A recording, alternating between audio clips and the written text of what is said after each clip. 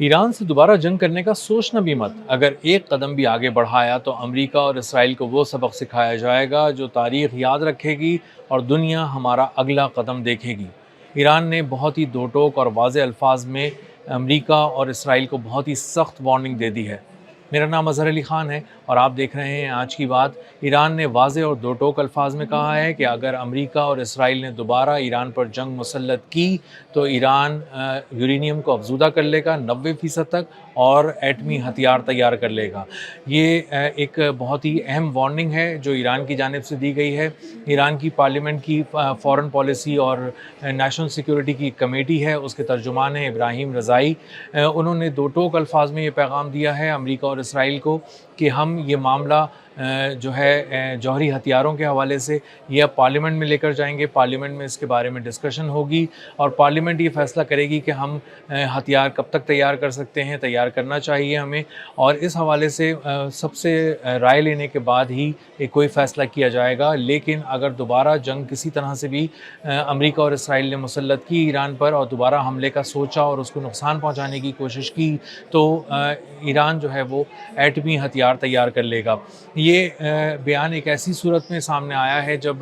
Donald Trump बहुत ही सख्त अल्फाज में ये बात कह रहे हैं कि जल्द अज़ जल्द डील तक पहुँचो, जल्द अज़ जल्द अपनी कुछ शराइत पेश करो, ऐसी शराइत जो वाशिंगटन को कबूल हों, वाइट हाउस को कबूल हों और डोनाल्ड ट्रंप को उसमें अपनी फ़तह ज़्यादा नज़र आए और ईरान की शिकस्त उनको नुमायाँ तौर पर महसूस हो। लेकिन ईरान ने जो अपनी तजावीज़ पेश की हैं, जो शराइत पेश की हैं इस हवाले से ताकि मुस्तकिल जंगबंदी की जा सके, उसमें यूरेनियम की अफजूदगी के हवाले से अभी तक ये यकीन दहानी नहीं कराई ईरान ने कि वो यूरेनियम को अफजूदा नहीं करेगा। बल्कि इस हवाले से ये दो टोक अल्फाज में ये बात बार बार दोहराई जा रही है ईरान की जानिब से कि ईरान एटमी जो मवाद है वो किसी के हवाले नहीं करेगा। यूरेनियम उसको हाईली इन्वेस्ड यूरेनियम किसी को नहीं देगा, किसी की तहवील में नहीं देगा, वो उसको अपने पास ही रखेगा और इस हवाले से उसने कोई यकीन दहानी वाज़ेह तौर पे नहीं कराई है। अब ईरान की सूरत हाल ये है कि वहाँ पर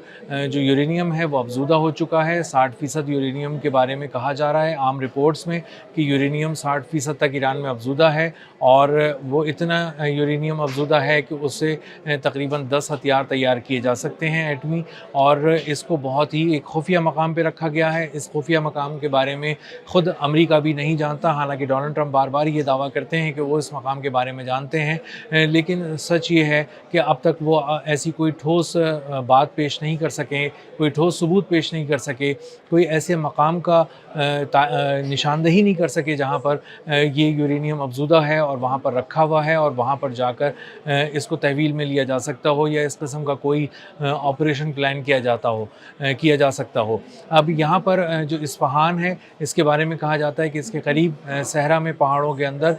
यूरेनियम जो है वो अफजूदा कर रहा है ईरान और वहाँ पे कुछ ऐसी फैसिलिटीज़ हैं जिसके अंदर ये काम बहुत तेज़ी से हो रहा है। ये भी बताया जा रहा है कि स्कूबा टैंक जो होते हैं जो तकरीबन 3 फुट ऊंचे होते हैं, इन टैंकों के अंदर हाईली इन्वेस्ड यूरेनियम है ईरान का और वो वहाँ पर रखा हुआ है। इतनी ही इत्तला मिली है अमेरिका को, लेकिन इससे ज़्यादा नहीं मिली है। कोई सैटेलाइट इमेज नहीं मिला है, कोई सैटेलाइट से कोई ऐसी तफसील भी नहीं मिली है कि जिससे ये अंदाज़ा लगाया जा सके कि एग्जैक्टली उसकी पोजीशन और उसकी लोकेशन कहाँ है उस फैसिलिटी की और कहाँ से दाखिल होकर कहाँ पहुँचना है और कहाँ से यूरेनियम उठाया जा सकता है। और इसीलिए हमने देखा कि पायलट जो अमेरिकी पायलट था जिसका जहाज़ तबाह हो गया था F-15, वो इस्फहान के करीब जब गिरा तो वहाँ पर एक बहाने से उसको रेस्क्यू करने के बहाने से एक बहुत बड़ा ऑपरेशन प्लान किया अमेरिका ने और एक ऐसा ऑपरेशन प्लान किया जो एक हॉलीवुड की मूवी का सीन लगता था और उसके ज़रिए ये लोग वहाँ पर पहुँचे।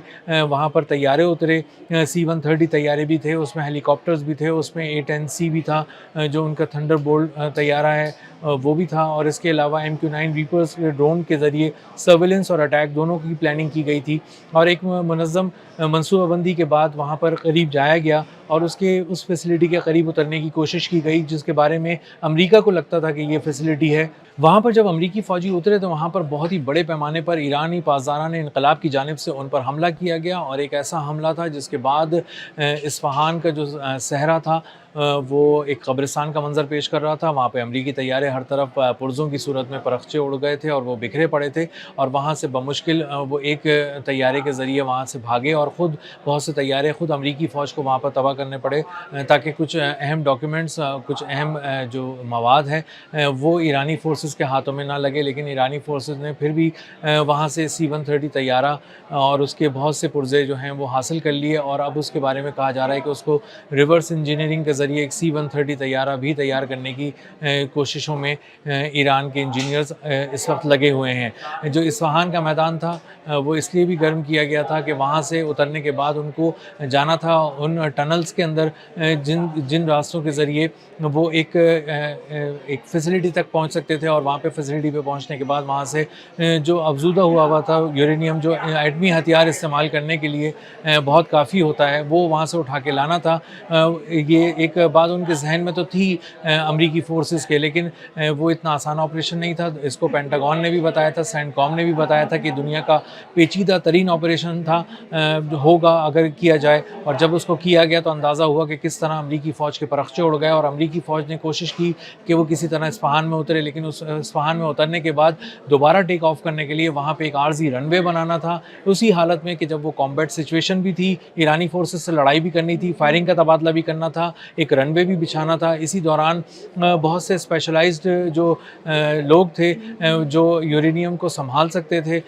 وہ اندر جانا تھا، ان کو ان ٹنلز کے ذریعے راستہ بھی تلاش کرنا تھا، پہنچنا بھی تھا، وہاں پہ یورینیم کو ڈھونڈنا بھی تھا، اور وہاں سے یورینیم کو اٹھا کے لانا تھا، اور واپس لانے کے بعد اپنا ایئر لفٹ کر کے اس کو امریکہ یا کسی مشرق وسطیٰ کی بیس تک پہنچانا تھا پہلے، اس کے بعد اس کو امریکہ لے جانا تھا۔ یہ ایک ہالی ووڈ کی مووی کا سین تو لگتا تھا، لیکن جب امریکی فوج وہاں پہ اتری تو اس کو اندازہ ہوا کہ یہ عملی طور پر ایک انتہائی ناکام منصوبہ تھا جو تیار کیا گیا تھا، اور ان کو ایک ایسے مقام پر بھیج دیا گیا تھا جہاں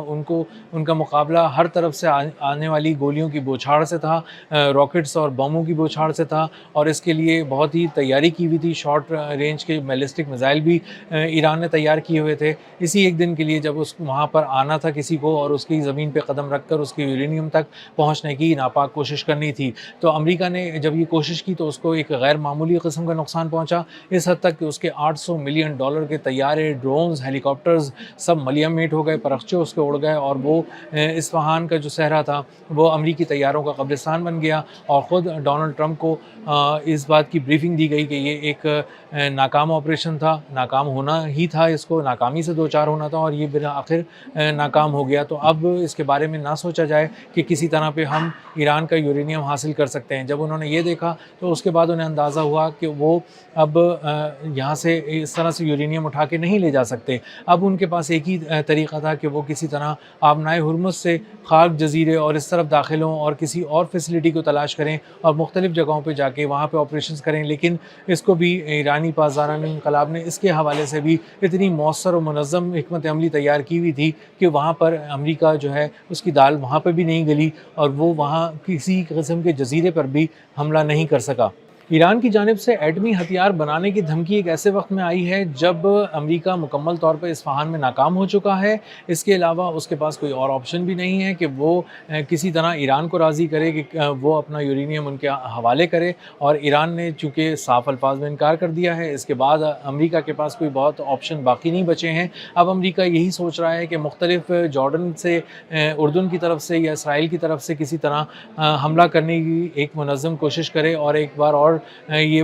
اٹیمپٹ کر کے دیکھے مس ایڈونچر کی، اور اس نے اسرائیل کو بھی آن بورڈ لینے کی کوشش کی ہے، لیکن ابھی تک وہ ہمت نہیں کر پا رہا، اور ابھی تک کوئی ایسی اسٹریٹجی، ملٹری اسٹریٹجی ایسی سامنے واضح طور پہ نہیں آ پا رہی جس کو دیکھ کر ڈونلڈ ٹرمپ کا دل خوش ہو سکے اور وہ یہ فیصلہ کر سکیں کہ ہاں ہمیں ایران پر دوبارہ حملہ کرنا چاہیے۔ جب وہ ایئر اسٹرائکس کا سوچتے ہیں تو ان کو اندازہ ہوتا ہے کہ وہاں تک ان کے طیارے نہیں جا سکتے، ریفیولنگ ٹینکرز کی ان کو ضرورت ہے، اور ایک ریفیولنگ ٹینکر ان کا اسٹریٹ آف ہارموز کے پاس سے غائب ہو چکا ہے، KC-1 135 جس کے بعد انہیں اندازہ ہے کہ وہ ایک ایئر آپریشن بہت اچھی طرح نہیں چلا سکتے. اس کے علاوہ جو انفراریڈ ٹیکنالوجی ہے اس کے ذریعے بھی بہت سے طیاروں کا شکار اب ایران آسانی سے کر سکتا ہے, جو جدید طیارے تھے جو امریکہ کا غرور تھے. اس لیے فضائی آپریشن کے بارے میں تو بالکل بھی کوئی کانفیڈنس سے بات نہیں کر پا رہا امریکہ میں, اور بحری طور پہ بھی امریکہ ناکام ہو چکا ہے, سمندروں میں ناکام ہو چکا ہے, اور اب کسی ایسی حکمت عملی کی تلاش میں جس کے ذریعے یہ اندازہ ہو سکے کہ امریکہ اگر اب حملہ کرے گا تو کسی طرح کامیاب ہو جائے گا. لیکن ایران نے اپنا ہدف اور اپنا سرپرائز ایک بار پھر سامنے رکھ دیا امریکہ کے, اور کہا ہے کہ اگر فوری طور پہ امریکہ کوئی حملہ کرتا ہے, اسرائیل کے ساتھ مل کر کوئی حملہ کرتا ہے اور ایران کو نقصان پہنچانے کی کوشش کرتا ہے, یا اس کی انسٹالیشنز کو نقصان پہنچاتا ہے, اس کی اسٹریٹجک کسی لوکیشن کو ہٹ کرنے کی کوشش کرتا ہے, تو ایران نہ صرف مؤثر جواب دے گا, منہ توڑ جواب دے گا, تمام بیٹل فیلڈز میں جواب دے گا, بلکہ وہ ایٹمی ہتھیار بھی تیار کرے گا اور اپنی پارلیمنٹ سے منظوری لے کر اس کو پوری دنیا کے سامنے اعلان کر کے ایٹمی ہتھیار تیار کرے گا. اب تک کے لیے اتنا ہی. ملتے ہیں اگلے ولاگ میں کسی نئی خبر, نئے تجزیے اور نئے زاویے کے ساتھ. اللہ حافظ.